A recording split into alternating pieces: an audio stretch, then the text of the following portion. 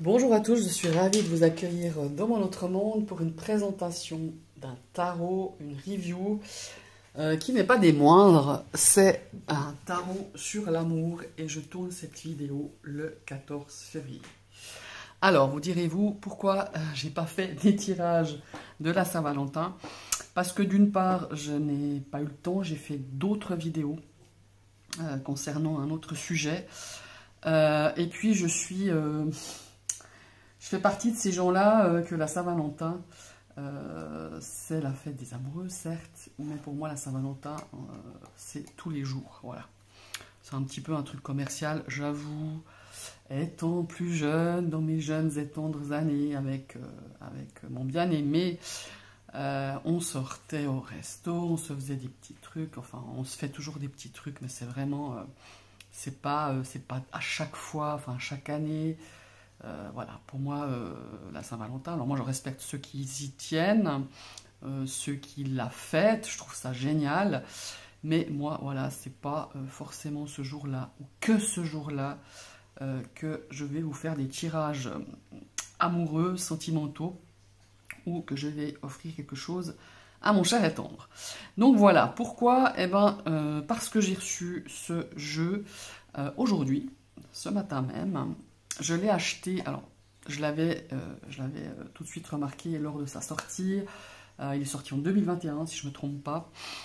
Et évidemment, c'est Etony hein, qui est qui est au Canada, pardon. J'allais dire les États-Unis, mais au Canada, bon, on n'est pas très loin, mais pour être plus précis, c'est bien le Canada qui, à cette époque-là, ben déjà les frais de port, c'était hors de prix. Ajouté à ça, nous avons eu les taxes de douane hein, maintenant.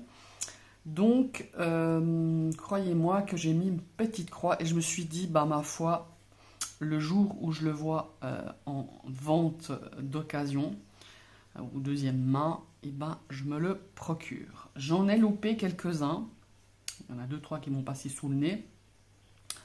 Et après, j'ai vu tardivement hein, que chez Nicolas, au Salon des Arcanes, il l'a eu une certaine période. Mais ma foi, quand j'ai voulu l'acheter, il n'y en avait plus. Il est en rupture de stock. Je crois qu'il est encore en rupture de stock. Je ne suis pas allé voir là ces derniers temps. Donc voilà, je l'ai vu passer sur un site de revente. Pour moi, il est quasi neuf, quoi. Il est très peu utilisé. Donc voilà. Pour ceux qui veulent vraiment se l'acheter, qui ne peuvent pas attendre peut-être, il faudrait poser la question à Nicolas s'il en aura d'autres. Je pense qu'il en aura d'autres. Peut-être qu'il va en avoir tout prochainement en stock. Ça, c'est moi qui le dis, hein, je ne lui ai pas demandé. Sachez que sur le compte Etony, sur sa boutique, il est à 32 $. À cela, il faut quand même ajouter les frais de port, les frais de douane, et je pense qu'il faut, compter en tout cas 20 à 30 € de plus. Voilà. Donc voilà, vaut-il pas mieux plutôt contacter Nicolas pour savoir s'il en aura d'autres, parce que je pense que lui, il aura un prix tout à fait, peut-être dans ces prix-là, je ne sais pas hein, combien il le vendait, je ne me rappelle plus. Et vous n'aurez pas les frais de douane en plus. Voilà, bon après c'est un petit conseil, vous faites comme vous voulez, prenez vos dispositions, prenez vos informations. Cela dit, c'est le Modern Love Tarot, hein, je pense que vous avez eu le temps de regarder le temps que je papote de tous ces petits détails. Donc c'est un tarot pour explorer toutes les facettes de l'amour, mais pas que. Moi, personnellement, je ne vais pas l'utiliser que pour ça, mais à la base, il est fait pour ça. Donc, c'est Etony, c'est une créatrice. Elle a fait plusieurs jeux, je crois qu'elle a fait 2 tarots, des oracles. Elle propose des cours sur le tarot. Elle propose des supports, il me semble, des trucs de tirage, là, des planches de tirage, si je ne me trompe pas. Il y a longtemps que je ne suis pas allé voir sur son site. Et voilà, j'aimerais remercier la personne qui me l'a vendu parce que vraiment, il est quasi neuf. Donc voilà. Donc il se présente comme ceci. Donc, je vous ai parlé de l'auteur Etony, mais il y a une illustratrice. C'est pas elle qui l'a illustré. Elle s'appelle Lucy Morningstar. Voilà. Évidemment, ça vient du Canada. Voilà, 2021. Je ne sais pas s'il a été réédité. Hein. Ça, je pourrais pas, je n'ai pas approfondi le truc. Donc voilà, c'est une boîte comme ceci, aimantée. Et je trouve ça génial. Je trouve que c'est vraiment pratique. Ça s'ouvre facilement, en tout cas, voilà. L'intérieur de la boîte. Le format est bien, c'est pas de ces grosses boîtes qui prennent une place folle et qu'on ne sait plus où mettre ces grandes boîtes. Vous voyez, elle est comme ça à l'intérieur, voilà. C'est très qualitatif. Voilà. On a un guidebook d'une sacrée épaisseur, je peux vous dire. Je ne sais pas combien de pages il fait, donc c'est tout en anglais. Hein. Je ne sais pas si un jour il sera traduit ce jeu. Il fait son... je sais plus, non pas son, bien plus. Oulala. Il fait 340 pages environ. Donc voilà. Nous avons donc plusieurs possibilités de tirage. Je vous avoue que j'ai pas beaucoup regardé le livret. Parce que comme je vous l'ai dit, je l'ai reçu il y a quelques heures. Je vois qu'il y a plusieurs propositions de tirage. C'est pas mal ça. Et on a donc toujours l'image en pleine page de la représentation de l'illustration. En l'occurrence ici c'est le fou, hein, puisque voilà, je suis au début. Et nous avons à chaque fois une interprétation de l'auteur, de la créatrice, que je trouve fort intéressante. C'est rare qu'on trouve ça dans les guidebooks ou les livres, où on a ici par exemple la signification générale en amour de la carte. Voilà. Après on a les célibataires et l'amour, hein, si vous tirez cette carte. Ici on a si on est prêt ou une rencontre amoureuse, hein, voilà, ready for love, dating, hein, donc voilà, si on est prêt à s'ouvrir à l'amour ou à faire une rencontre. Ici, on a la relation engagée, si vous êtes en couple depuis un certain temps, hein, voilà, on a l'interprétation à chaque fois, et c'est quand même quelques lignes, c'est pas un mot, hein, il y a quand même quelques lignes. Ici, on a la relation en difficulté, hein, si c'est votre cas et vous tirez la carte du fou, on a l'interprétation et je trouve super intéressant. Et nous avons malheureusement, mais ma foi, voilà, ça existe, hein, la fin d'une relation avec l'interprétation de la créatrice. Eh ben, chapeau, parce que franchement, j'ai rarement vu des livrets aussi complets avec ce genre de tarot. Voilà. J'ai pas regardé autrement les autres, hein. Enfin voilà, je découvre avec vous. J'ai juste remarqué qu'il y avait plusieurs domaines qui étaient ici analysés, plusieurs situations je dirais, parce que le domaine reste quand même malgré tout l'amour. Voilà, magnifique, magnifique, on peut dire livre, hein, un petit livre. C'est plus un livret quand ça fait passer 300 pages pour moi, en tout cas voilà. Alors les cartes. Les cartes, je pense que c'est du 350 grammes, hein, d'après très très bonne qualité. Alors le dos, c'est pas ma came, hein, je dois être honnête, c'est pas quelque chose où j'ai fait waouh, j'ai kiffé, mais bon, je le savais, hein, avant de l'acheter, je peux vous dire, quand je me suis intéressé à ce jeu il y a déjà quelques années, j'en ai fait des vidéos et c'est vrai que je me suis dit, bon bah voilà, c'est pas, je trouve un peu trop chargé à mon goût. Je suis pas fan de ce rose comme ça, mais enfin voilà, ça passe tout à fait. Du dos, je m'en tape un peu, je dois dire. Alors il y a des fois, il y a des dos qui sont rédhibitoires, mais là, franchement, je trouve tout à fait... voilà, c'est pas mon goût, mais c'est joli, voilà. Il y a du doré, comme les tranches d'ailleurs. Alors, vous voyez, les tranches, elles sont dorées. Donc vous voyez que c'est un jeu, encore une fois, que j'ai acheté d'occasion, mais qui est vraiment, je pense que la personne n'a pas beaucoup utilisé, qui est vraiment parfait. Donc voilà. Mince, j'ai pas pris. Ça me paraît plus large qu'une carte standard du tarot. Je vais juste, je m'absente quelques secondes pour aller chercher un tarot.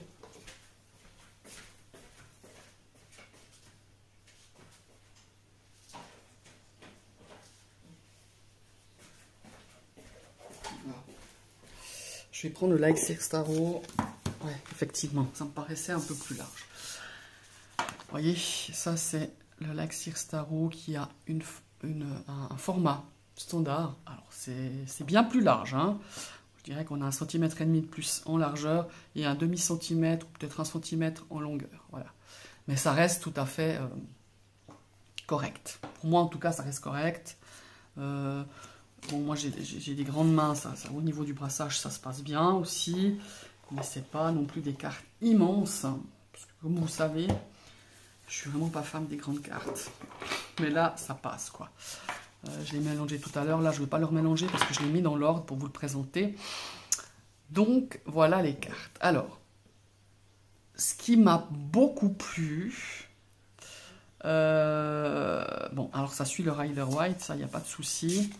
Alors oui, il est tablé sur l'amour, mais on peut l'utiliser tout à fait pour d'autres domaines. Hein.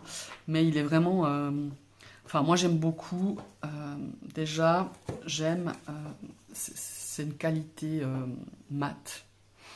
Hein, moi j'aime beaucoup le mat, j'aime pas ces cartes trop brillantes. Déjà que je trouve que ça passe très mal en vidéo, et ces pellicules un peu qui brillent comme ça, bon, c'est personnel, c'est des goûts à moi, voilà, c'est hyper perso, quoi. Donc on va commencer avec la carte du fou. Donc on voit ici un tableau, à mon avis, j'y connais pas grand chose, mais c'est du Botticelli à mon avis, et ça nous parle de Vénus, je dirais la naissance de Vénus peut-être, ouais c'est ça. Voilà, on a cette notion du fou qui a ses bras ouverts, qui est peut-être à se dire, bah voilà, je me lance, j'ouvre mon cœur, je fais le premier pas pour une histoire, pour une nouvelle rencontre, pour un amour, pour une relation. Il y a vraiment cette notion-là. Ce que j'aime dans ce jeu, c'est que c'est des illustrations comment est-ce qu'il faut dire, où on peut s'identifier, qui est dans le quotidien, quoi. Voilà, c'est pas un jeu qui date, l'illustration que j'aime beaucoup, hein, j'en ai plein des jeux comme ça qui datent des années moyenâgeuses ou à l'époque de la création des premiers tarots. Donc ici on a le magicien, en l'occurrence c'est une magicienne. Il y a plein de petits détails qui sont super sympas. La grande prêtresse, voilà. Hein, on est quand même, comme je vous dis, ça suit le rider, on a la grenade, on a les rideaux, hein, les rideaux qu'on trouve souvent derrière les deux piliers de l'illustration classique de la papesse, de la grande prêtresse. Voilà. Nous avons l'impératrice qui, sur le moment, bof quoi. Non mais voilà. Je me suis dit, ah ouais, mais déjà quand je regardais les vidéos, je me dis, ah ouais, tiens. Et finalement, je la trouve très, pas animal, mais très, bah oui, très côté très sauvage, très animal, mais connecté à la nature. On voit qu'elle est enceinte, on voit qu'elle est, elle est dans un endroit très végétal, je dirais presque dans une forêt, dans une clairière. On a cette connotation justement très ancrée, très connectée à la nature, très connectée à l'amour conditionnel.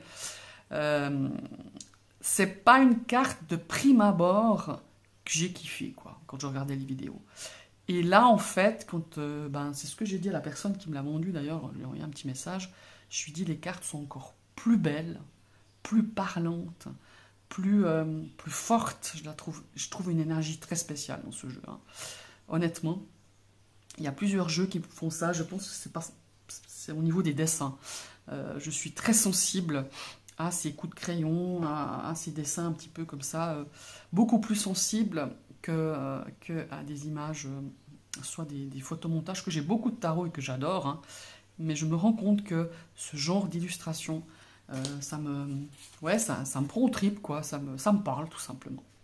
Alors ici on a l'empereur, ici avec cette carte, nous avons donc ces béliers hein, très présents, qui est le signe astro de l'empereur, et nous avons l'échiquier. Je trouve toujours ces représentations. J'ai un autre jeu aussi, je crois, c'est je sais plus le nom maintenant.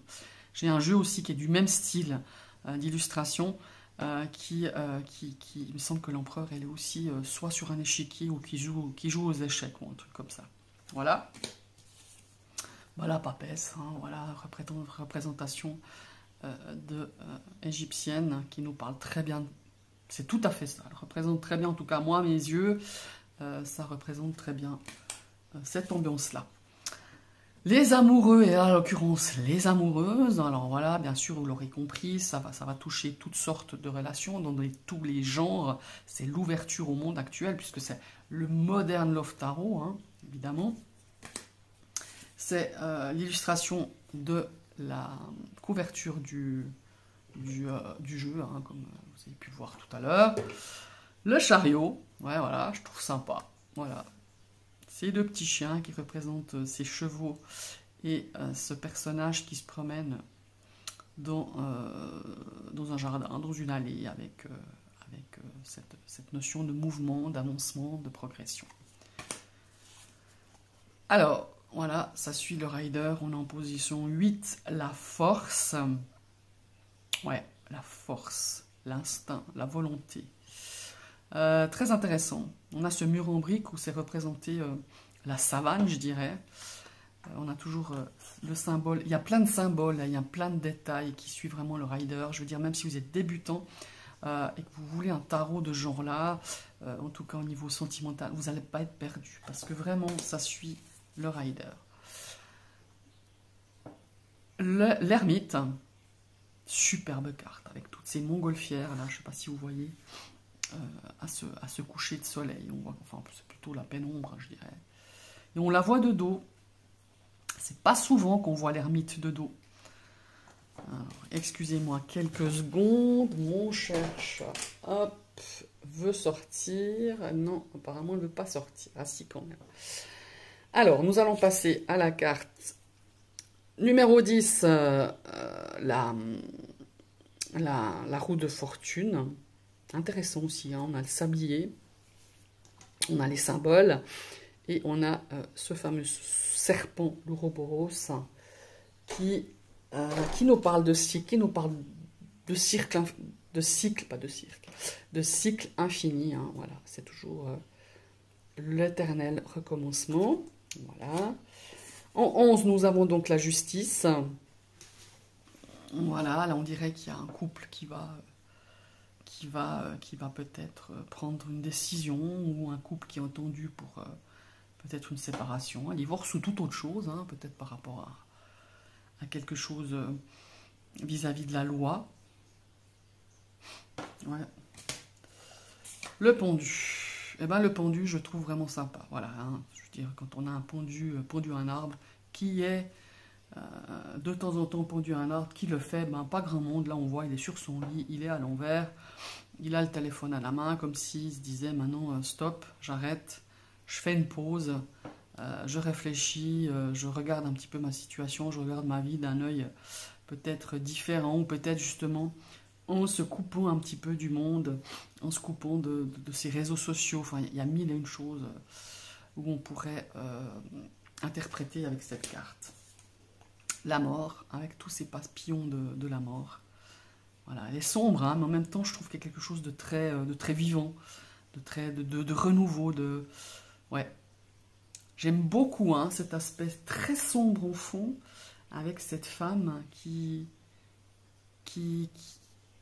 a l'air quand même triste, qui ferme comme ça ses yeux en se disant, ben, comme si on se disait, ben voilà, je laisse aller ce qui doit partir et je me concentre peut-être sur des choses. Vous voyez, là, on a aussi la faux, hein, de la faucheuse, de cette mort qui vient là pour terminer quelque chose, pour mettre fin à quelque chose.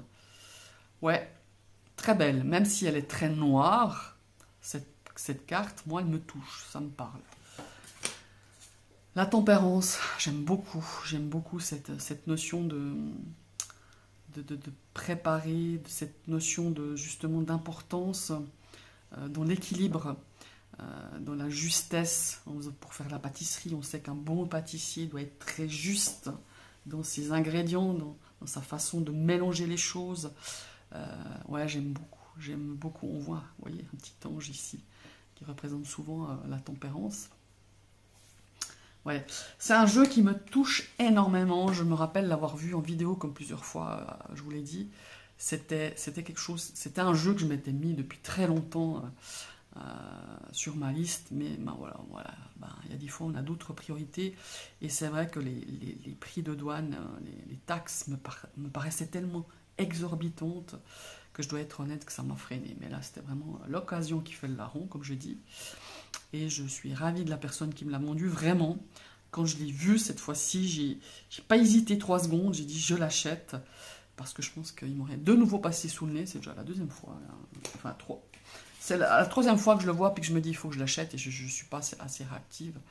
Et il avait été déjà, pris. Bon, alors voilà, là on voit la tour.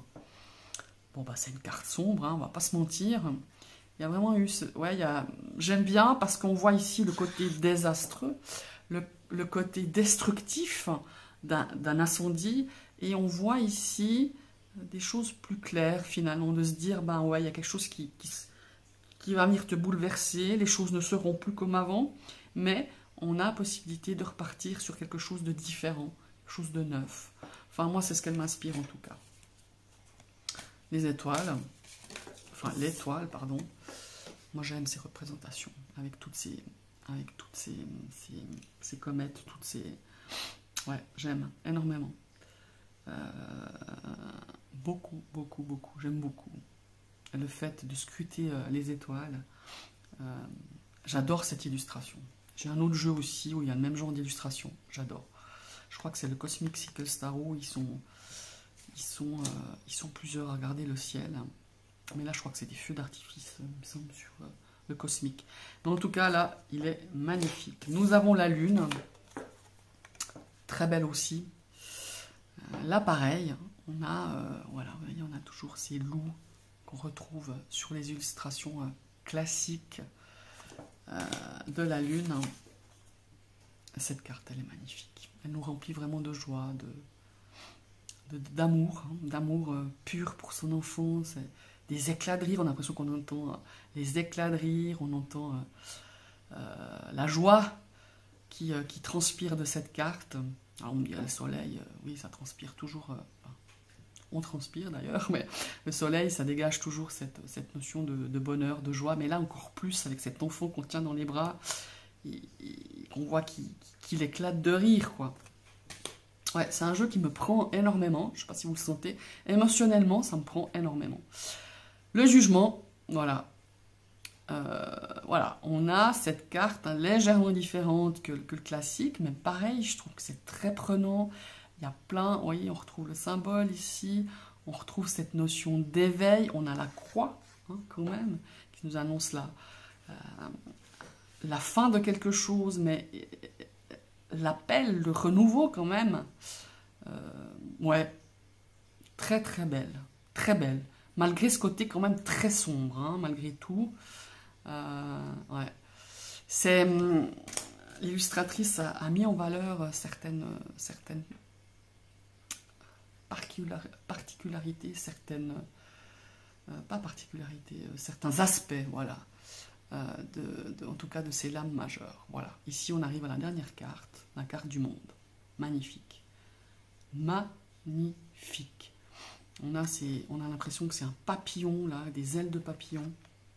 On a la danse de la réussite, la danse du ventre, la danse de cette magnifique danseuse. Ouais, j'adore. J'adore. Et vous voyez, on a les 4 symboles ici qu'on retrouve. Superbe. Bon, nous partons avec les coupes. L'as de coupe, qui est très beau, qui est très simple. J'adore, on sent cette vague d'émotions qui peuvent nous submerger, hein, parfois, avec l'as de coupe. Ouais, superbe. 2 de coupe, particulier aussi, hein, on a rarement ce genre d'illustration. Là, ça nous parle du couple, hein, ça nous parle de cette notion de connexion, cette notion de complicité, d'amour. On voit que c'est des personnes âgées, ça se trouve, c'est des gens qui sont là qui sont ensemble depuis une éternité, ou pas. Peut-être que c'est un couple qui s'est connu il n'y a pas longtemps, mais on sent cet amour, cette complicité, ouais, Magnifique. Magnifique. Alors, le 3 de coupe. Alors là, c'est... elle est, voilà. Elle est. Là, il y a plein d'aspects aussi sur cette image de 3 de coupe. C'est la fête, certes. C'est vraiment presque, on pourrait presque parler d'excès un petit peu, mais je sais pas. On a toutes ces émotions, toute cette notion de fête, de partager des choses, d'être bien, d'être... ouais. Cette explosion d'émotions, voilà ce qu'on ressent là. Le 4 de coupe, alors là on voit hein, plein de monde qui font la fête, et on a ici cette notion, ici, il m'a l'air de dire, mais qu'est-ce que je m'emmerde, quoi, mais qu'est-ce que je fous là? Et puis ben, on nous propose cette coupe de champagne, je dis champagne, mais cette coupe, et on la voit même pas, parce qu'on n'est pas du tout dans la même vibe que tous les autres. Ouais. Le 5 de coupe est très beau aussi. Oh, là, il y a... je sais pas. J'ai beaucoup d'énergie, d'émotion quand je regarde cette carte. Je sais pas pourquoi. C'est peut-être ici ces rayons comme ça verts. Elle a le nez dans ce bouquet de... je sais pas, je dirais des primes verts. Je sais pas. Et on a ouais, tous ces verres qui sont renversés. On a l'impression qu'elle pleure, mais elle a quand même un vara à la main. Voilà. Il serait intéressant d'aller voir dans le qu'est-ce que j'ai fait dans le guidebook. Je m'excuse, je vais ouvrir la fenêtre à Blue. Alors, on est dans le 6 de coupe ici, qui est fort intéressant aussi. On voit ce jeune enfant qui joue avec l'eau, qui peut-être essaye d'aller au plus profond d'elle-même, de voir son reflet. Ouais, très très beau le 6 de coupe, magnifique. 7 de coupe, alors on voit cette femme entourée peut-être de proches, d'amis qui lui proposent 1001 choses, et puis elle est là, elle ferme les yeux, puis elle se dit attendez, je ne sais plus quoi choisir. J'ai l'impression qu'elle se dit arrêtez de me montrer tout ça, maintenant je me concentre pour choisir, puis pas être influencée. Il est superbe. 8 de coupe, ouais, voilà. Alors 8 des coupes, ben voilà, son visage exprime vraiment cette notion de... quand même, elle a l'air chagrinée, elle a l'air un petit peu désemparée, et on voit qu'il y a un carton de déménagement. Peut-être qu'elle quitte une situation, son partenaire, sa partenaire, elle quitte quelque chose parce que ça va plus. Peut-être qu'elle a essayé 1001 choses, mais on sent un petit peu qu'il y a quelque chose... ouais, il y a une notion d'échec quelque part. On pourrait l'interpréter, en tout cas moi j'interprétais comme ça. Et là, 2 cartes, 2 ambiances, on est au 9 de coupe. Alors là, voilà, moi j'adore ce genre de représentation, parce que c'est tout à fait dans le quotidien.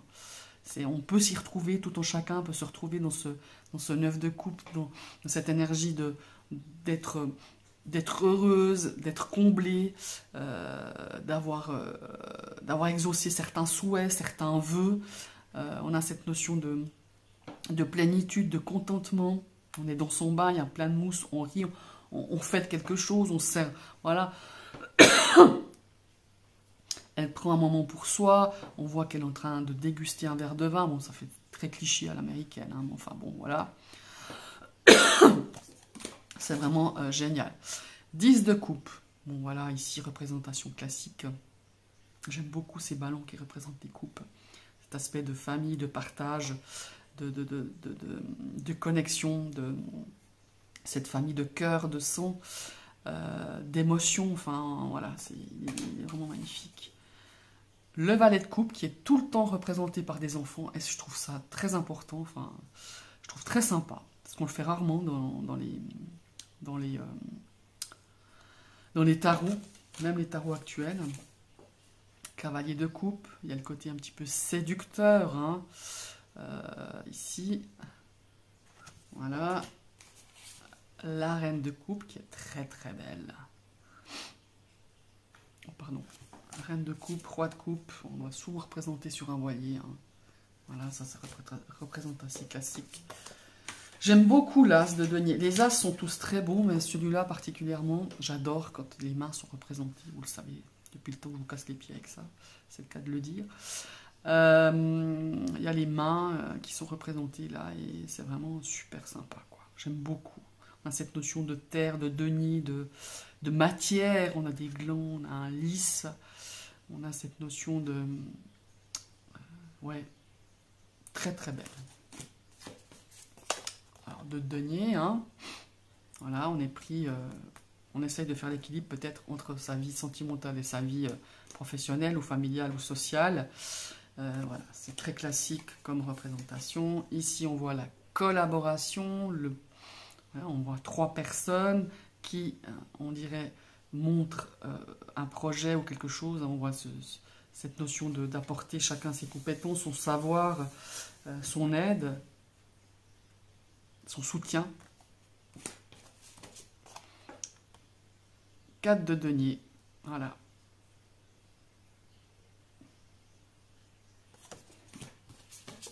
Cinq de denier.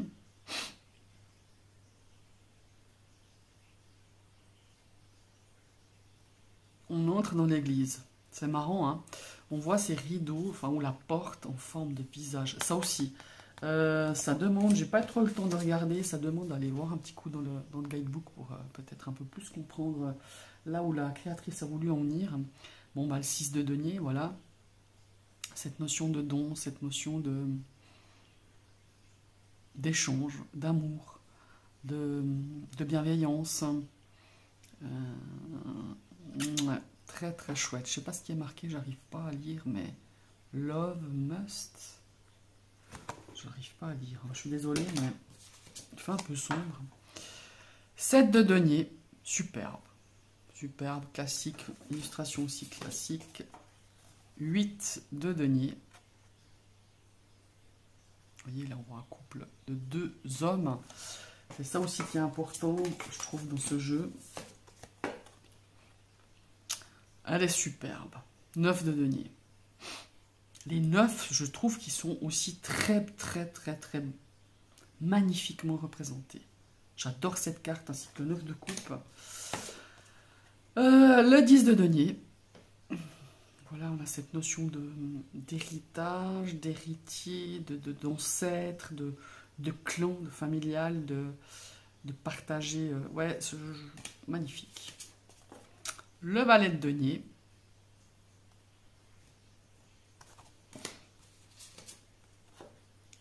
Le cavalier. Alors là, on a un cavalier qui est sur un vélo, mais on voit toujours qu'il y a un cheval qui n'est pas bien loin. J'adore aussi cette carte, la reine de denier. C'est tellement l'énergie que moi je ressens quand j'ai une reine de denier, quand je suis dans la reine de denier, quand j'incarne parfois dans des périodes de ma vie, bah c'est exactement ça. Roi de denier, magnifique aussi, superbe. Et nous arrivons à l'as d'épée. Donc, vous voyez, on voit tous cette espèce d'arc de livres. Donc là, on nous parle d'intellect, on nous parle d'idées, hein, plein d'idées, plein de connaissances. Superbe. Alors là, c'est marrant. Enfin, c'est marrant, c'est pas une carte qui est marrante, mais c'est le 2 d'épée. On se voit, voilà, on se tourne le dos, on se regarde pas vraiment, on se consulte pas, on est sur nos portables. Et ma foi, je pense que bien des couples se reconnaissent là-dedans. Je la trouve très intéressante, cette carte. Très intéressante. Ouais. Bon, bah, 3 d'épée. Voilà, truc classique. Mais j'aime bien cette représentation d'un miroir, d'un cadre. Où, voilà, tout est brisé. Il y a le chagrin. Il y a le chagrin, il y a la tristesse. Voilà, mais on n'a pas... voilà. Ouais, c'est très joli. J'aime beaucoup l'illustratrice, le travail qu'elle a fait. Le 4 de denier, qu'est-ce que je raconte? Le 4 d'épée, donc voilà. Très sympa aussi. Excusez-moi, je reprends cette vidéo, j'avais plus de batterie. Donc nous arrivons au 9 d'épée. Ouais. qui est aussi très intéressante comme illustration. Très très belle. Ouais, superbe.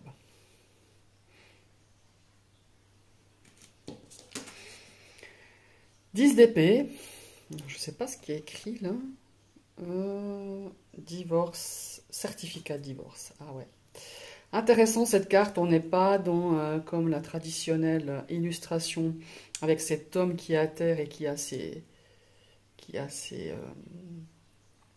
épées qui sont plantées sur son corps. On voit c'est la mise à terre quoi. Là on a cette notion, on a une porte ouverte aussi qui est fort intéressante à côté. D'ici, on voit une espèce de... Comme si c'était un truc à fléchette. Vous voyez, bon là, en l'occurrence, c'est des couteaux. Ouais, très intéressante. On laisse la porte ouverte, peut-être la fin, justement, d'un accord pour un divorce, pour une séparation. Et on voit que, ma foi, il est peut-être temps de tourner la page. Ouais, j'aime bien ce jeu. C'est très intéressant. Le page, qui est toujours représenté par un enfant. C'est rigolo avec son petit ici en l'air en forme de pirate avec ses deux épées. Excellent, son cerf-volant. Oh, magnifique. On a un magnifique cavalier, en l'occurrence une cavalière d'épée. Superbe, sur un cheval noir. Magnifique. Nous avons la reine d'épée, ici, qui est vraiment sous un fond très sombre. Là aussi, il sera intéressant d'aller voir. On a peut-être cette reine d'épée qui a cet aspect très froid, très tranchant peut-être par rapport à une situation sentimentale. En tout cas, elle dégage beaucoup de caractère assez direct comme ça, de franc-parler, de décisions qui devront être peut-être prises. Ouais, en tout cas, c'est ce qu'elle dégage, cette carte. Ici, nous avons le roi d'épée. Voilà. Qui a quand même une connotation beaucoup plus douce, hein, malgré tout, par rapport à cette illustration. Ouais.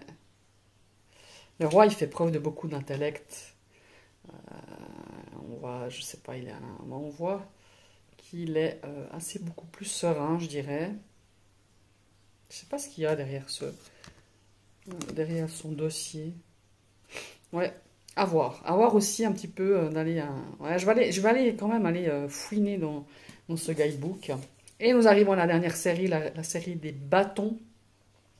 L'as de bâton, l'ouverture au champ des sons possibles, l'action, hein, les idées. Enfin, les idées, c'est plutôt l'as d'épée. Mais tout ce qu'on peut mettre en place, c'est l'action, la passion, la mise en route. Ouais, pas mal. 2 d'épée aussi, très original comme illustration. 3 d'épée, voilà, on part avec sa carte. Peut-être qu'elle visite un pays, une région, un quartier, une ville. Ah, j'aime cette carte de célébration, célèbre quelque chose, une étape.